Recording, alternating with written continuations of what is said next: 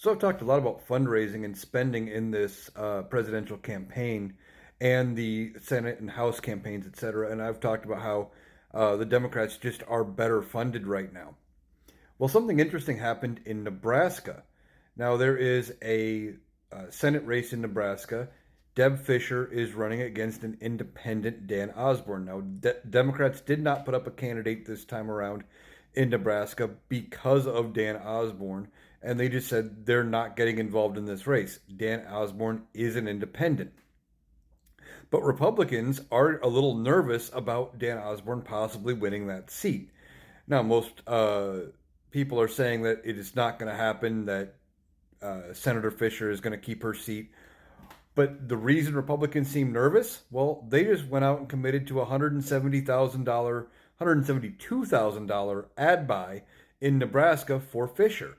They're dumping money into Nebraska, which is a seat that should have been safe, guaranteed a slam dunk for them. But instead, they're putting money into that seat. Now, that is money that the Senate Republicans could have used in Texas to help save Ted Cruz. It's money they could have used in Florida with Rick Scott or Missouri with Josh Hawley.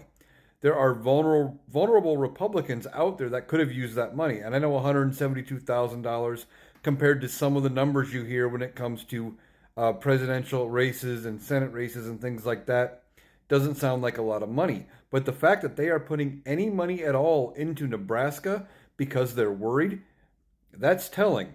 That means that there are more vulnerable Republicans than we realize. And, who knows? Maybe Deb Fischer does lose her seat. That would be interesting. So ultimately, we will see what happens here.